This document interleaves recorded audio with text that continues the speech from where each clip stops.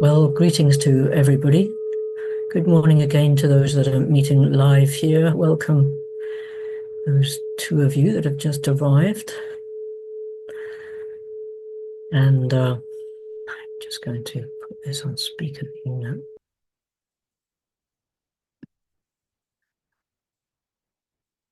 And greetings to all those of you who are meeting with us by the recording.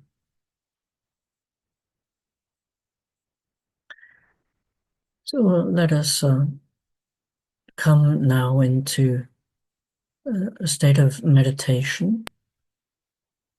Those of us that have been meeting for morning prayer are already beautifully entered into this state, but let's take a moment to enter more deeply, or to simply to enter in if you've just joined this meditation.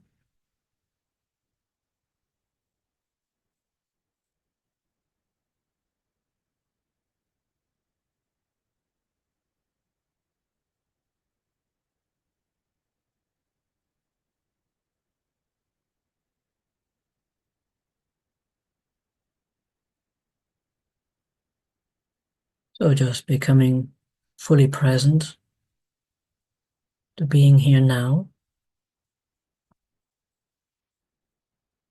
fully committed.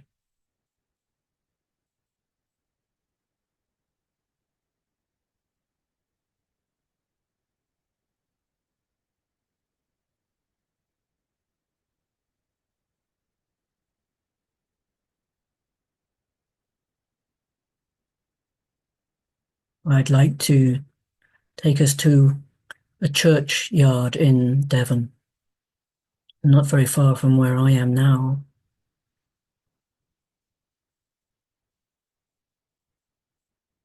A little churchyard next to a church where my grandfather used to be the parish priest. A church which is now in private hands and not used for public services anymore.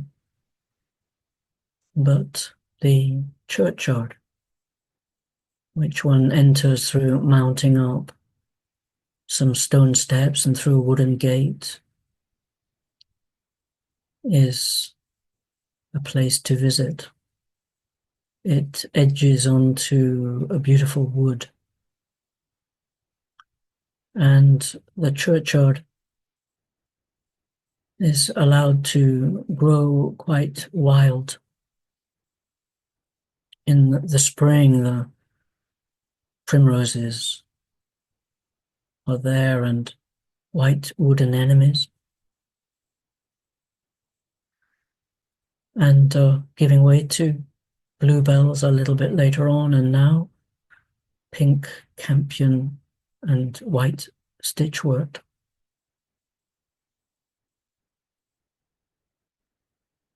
In the corner, my grandfather is buried with my grandmother, and my father is there too. And in an adjacent grave, my brother Jeremy is buried in this place of earth next to the wild. And on my brother's gravestone, there is written, Knight of Finland, Knight of Finland, because he was knighted for the services he gave to promoting Finnish classical music in the rest of Europe.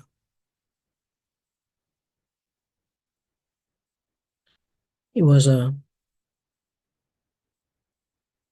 friend of the Finnish composer Eric Bergman, who I think we should pronounce Bergman, Eric Bergman, and his wife, who was a poet called Solveig van Schultz, Solveig von Schultz.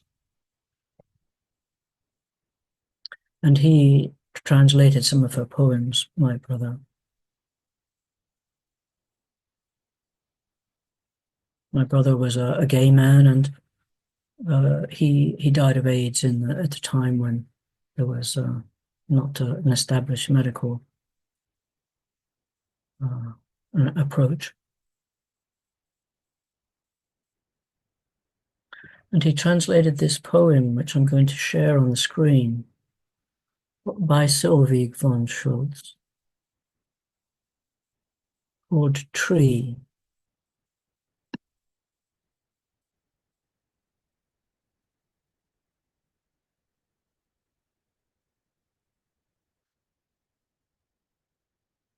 There is nothing for it but to become more tree, become one with the soil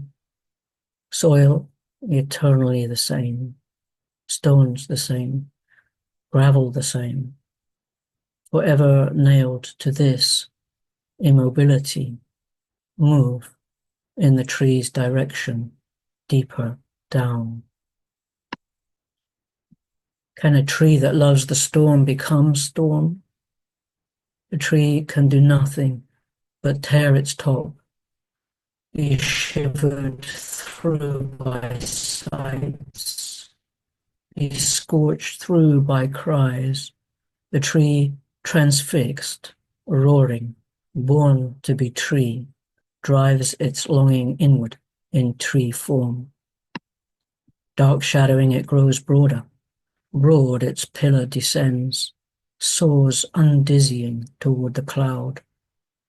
It sings its leafy heart larger, rest for winged travellers, safety for birds and seeds, ever in motion, deep in its innermost wood. There is nothing for it but to become more tree.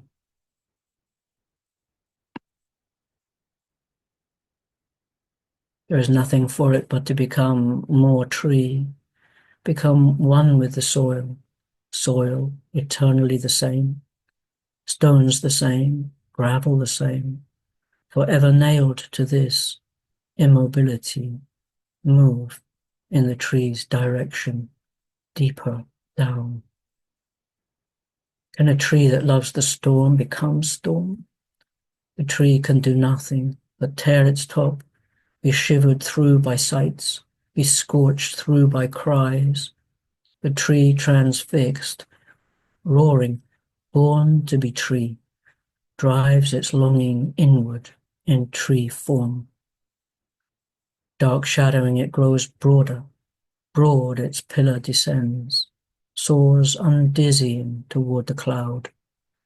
It sings its leafy heart larger, rest for winged travellers, safety for birds and seeds, ever in motion, deep in its innermost wood. There is nothing for it but to become more tree.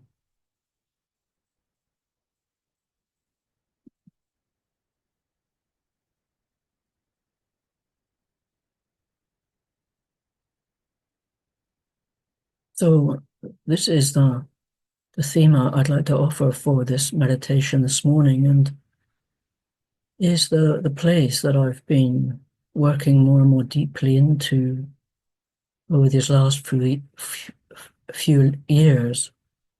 That is how to become more human, the process of becoming more truly human.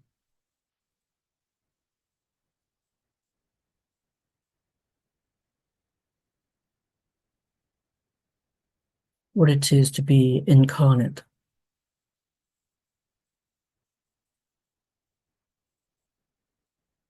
So I invite us in this meditation to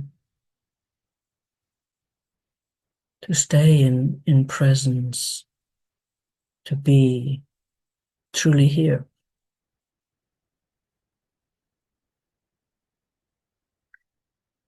In a moment, I'll read some words of Cynthia Bourgeault about incarnation.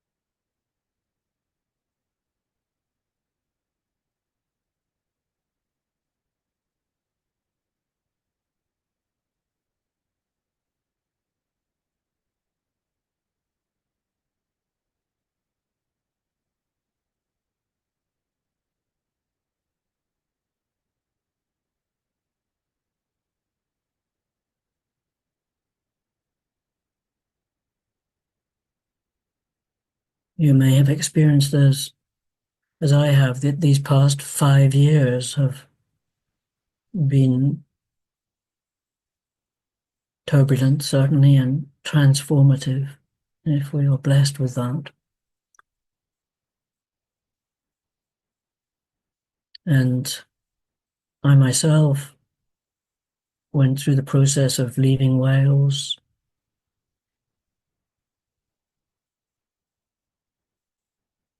and moving to Devon. And in that process, and you will have your own experiences over this period of time and in life generally, but the grief of leaving and other people's grief that I was leaving,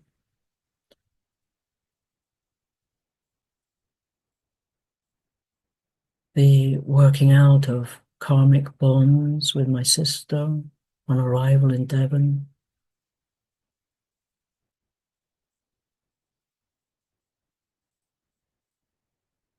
care for my mother of 101 years old,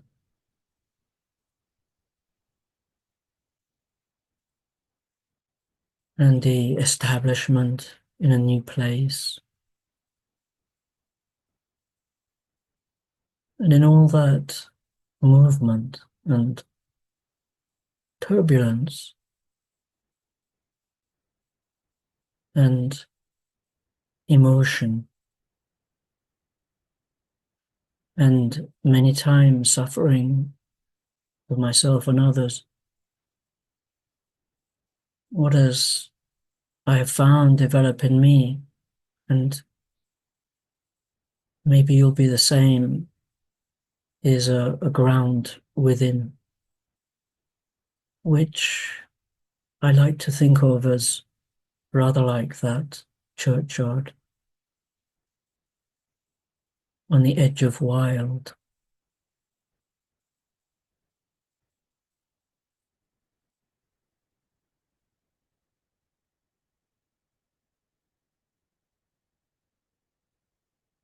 A ground into which I have fully incarnated.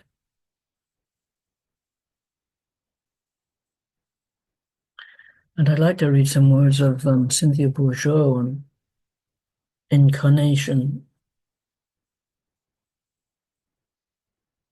These are some a précise account in her book, Wisdom Jesus. She quotes John, "For God so loved the world that he gave his only Son." She says, Christianity reverberates with the warmth of this assurance, with the conviction that creation is good, that God is for us, and that what ultimately gets worked out in the sacred mystery of Jesus' passage through the human realm is a profound testament to love. We can approach the mystery of the incarnation through a conceptual framework that does not rely on fall and redemption. Instead of a cosmic course correction, this other approach envisions the steady and increasingly intimate revelation of divine love along a trajectory that was there from the beginning. The best expression of this idea, she says, is actually contained in a beautiful saying from the Islamic tradition. I was a hidden treasure, and I loved to be known, and so I created the worlds, both visible and invisible. The act of loving, she says, brings hidden potential to full expression, and the more intimate and costly the self-giving, the more precious the quality of love revealed. Yes, we have come into a constriction, but is that the same as punishment? I believe not. I believe rather that this constriction is a sacrament, and we have been offered a divine invitation to participate in it.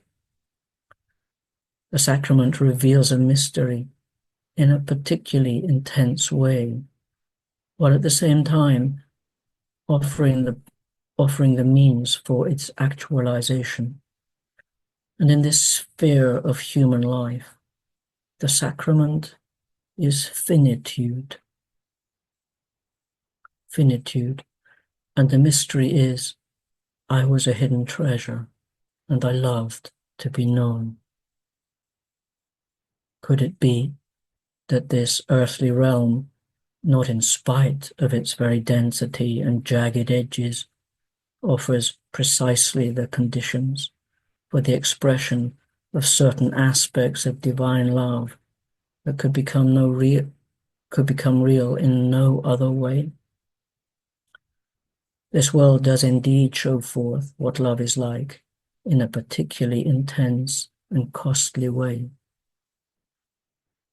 But when we look at this process more deeply, we can see that those sharp edges we experience as constriction at the same time call forth some of the most exquisite dimensions of love, which require the condition of finitude in order to make sense. Qualities such as steadfastness, tenderness, commitment, forbearance, fidelity, and forgiveness. These mature and subtle flavors of love have no real context in a realm where there are no edges and boundaries, where all just flows.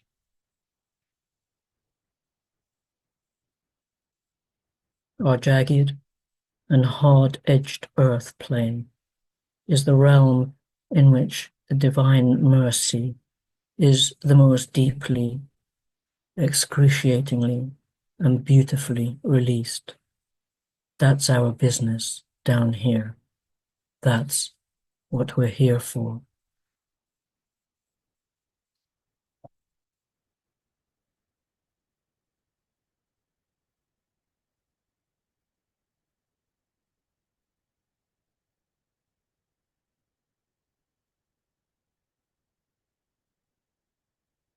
So, returning again to presence, to being here.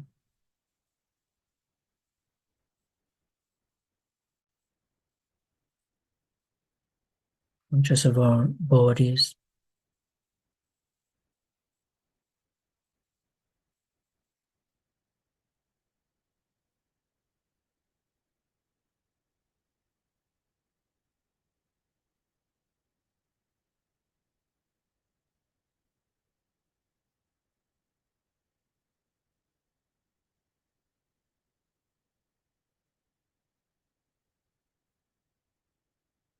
bringing this love to those our bodies that carry us through this life and this incarnation,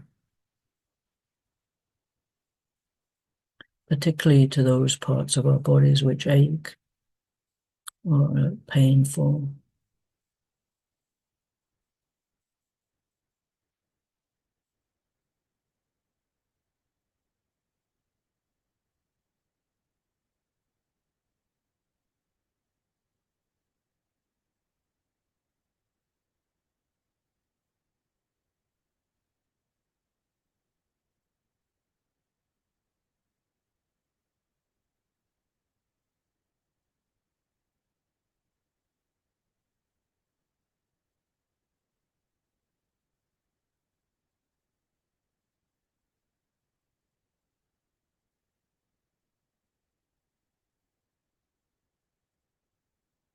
Bringing our attention, our awareness to our minds.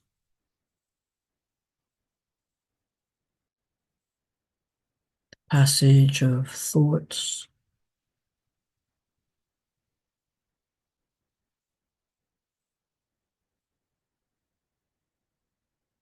passing like clouds across a blue sky.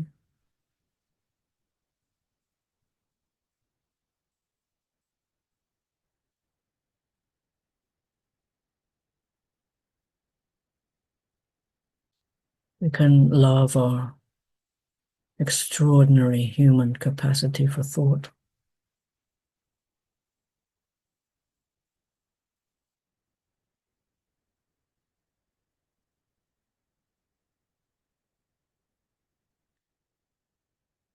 Our creative possibilities.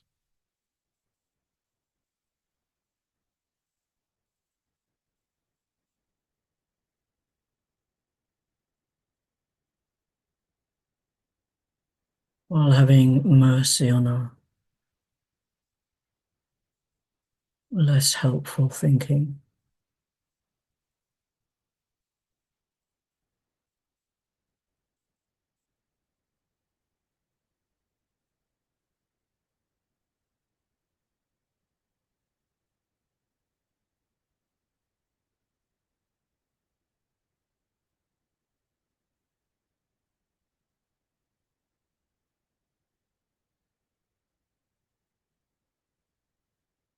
Our bodies taken from the earth, made up of the elements of the earth. Our minds are part of the divine mind, the blue sky.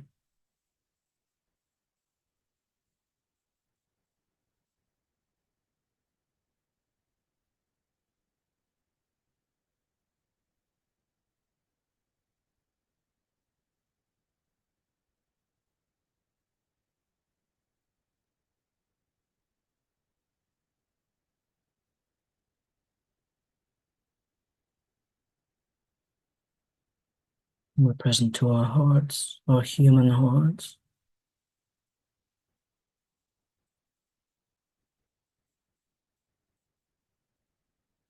And the emotion,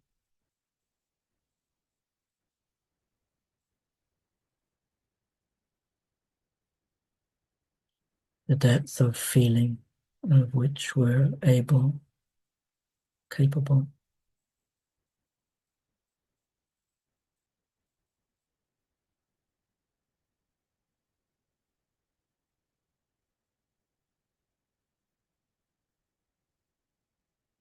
Aware of how the human heart suffers and redeems.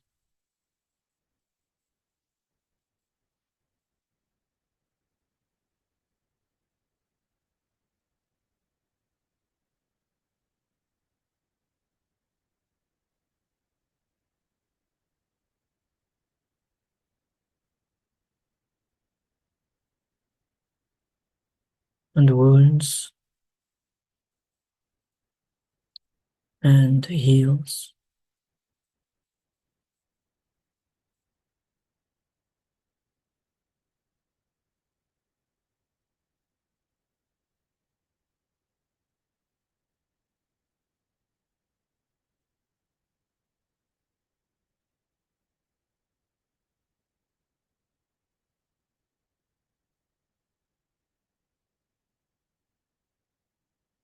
In the bright, pure light of our soul,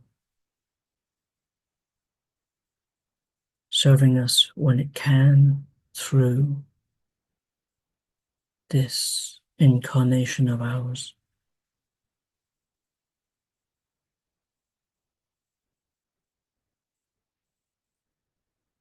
when we allow it to.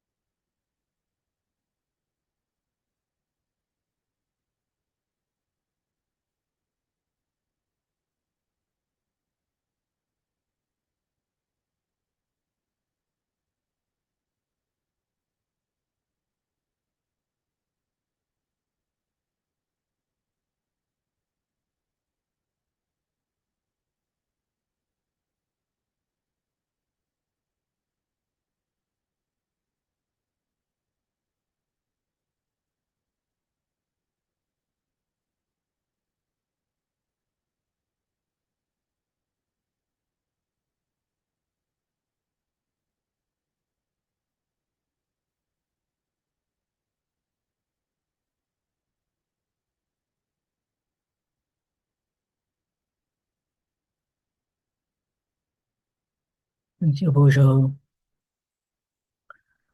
For God so loved the world that he gave his only Son, the one who becomes our bridge between the realms, recognizing the enormous difficulty of our mission.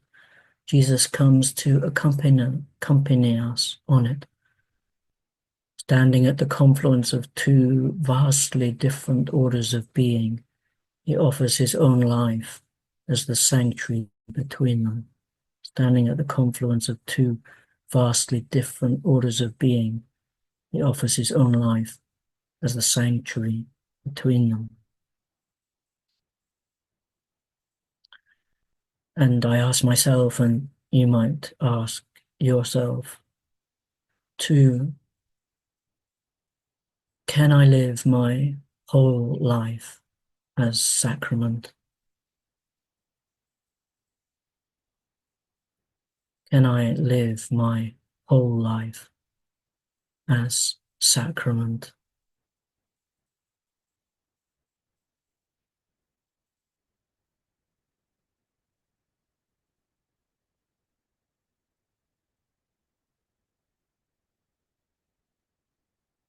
And let's have a period of silent contemplation now.